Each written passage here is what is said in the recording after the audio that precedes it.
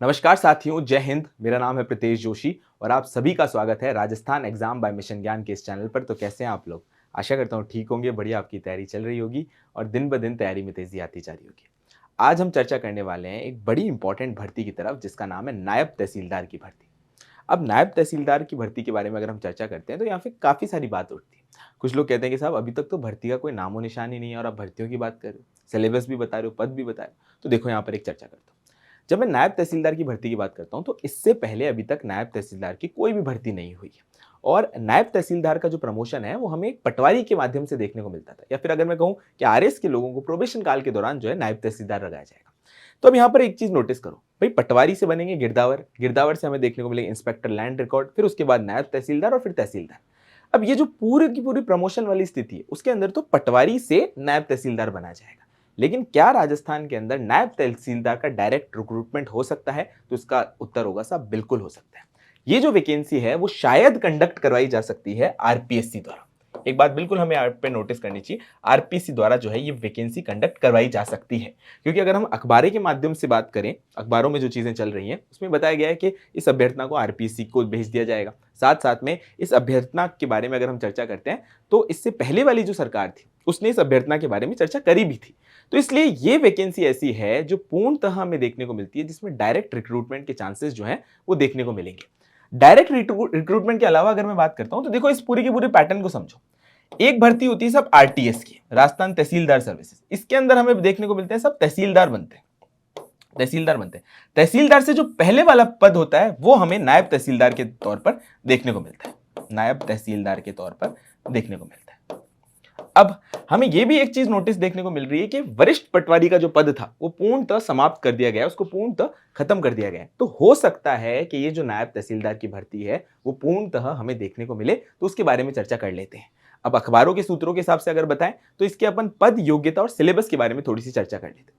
अखबार के अंदर जो कटिंग आई थी उसके अंदर हमने ये देखा था, जिसका वीडियो भी मैंने आप लोगों के लिए बनाया था, उसके अंदर हम नायब तहसीलदार के हमें 225 पद देखने को मिले थे।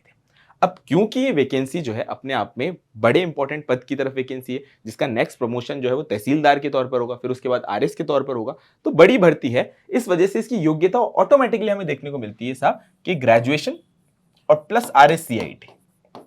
जैसे अगर आप सोचो आरपीएससी की वैकेंसी की बात करते हैं तो सब इंस्पेक्टर की बड़ी वैकेंसी, उसकी क्या योग्यता होती है? तो ग्रेजुएशन और आरएससीआईटी वाला जो है वो पार्ट हमें यहाँ पर देखने को मिलता है।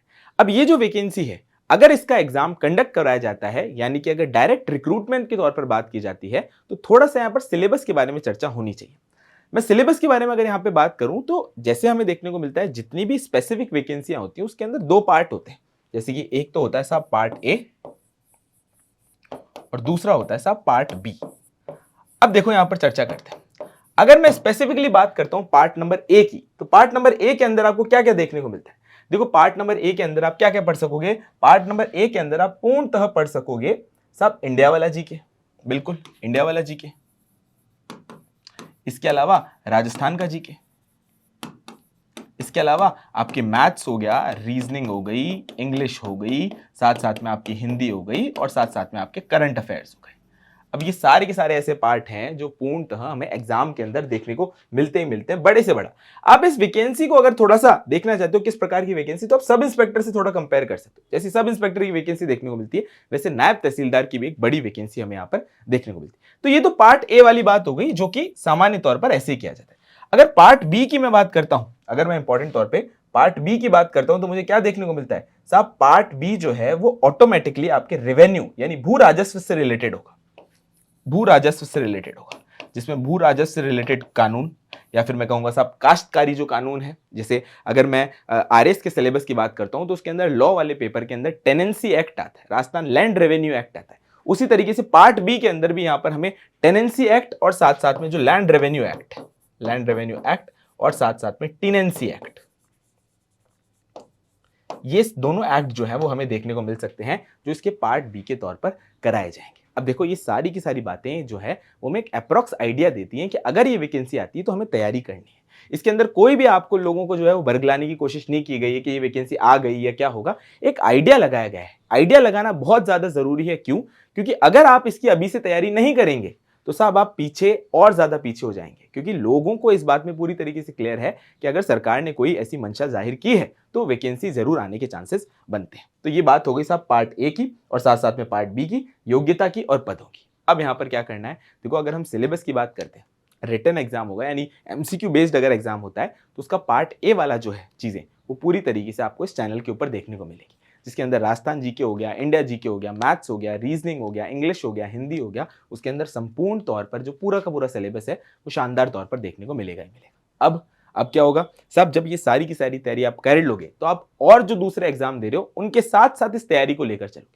कभी भी हम देखते हैं कि सिर्फ एक एग्जाम पे आप फोकस कर रहे हो, बहुत अच्छी बात है, लेकिन जब एकदम से सारे के सारे एग्जाम आ जाते हैं तो आपका मन जो है वो डगमगा जाता है। इसलिए क्यों ना अभी समय है तो बढ़िया स्तर पे अपनी कॉमन तैयारी कर लें, और फिर जो भी एग्जाम आए उसमें इस कॉन्फिडेंस से जाएं कि हमारा 100% सिलेक्शन होगा ही होगा। तो आशा करता हूं ये सेशन आपको अच्छा लगा होगा। मिशन ज्ञान के परिवार के साथ बने रहे और इन क्लासेस को इसी प्रकार निरंतर शेयर कीजिए। अंत में एक ही बात, भारत है मेरी जान और मिशन है मेरा ज्ञान। जय हिंद, जय भारत और जय Rajasthan. Thank you so much.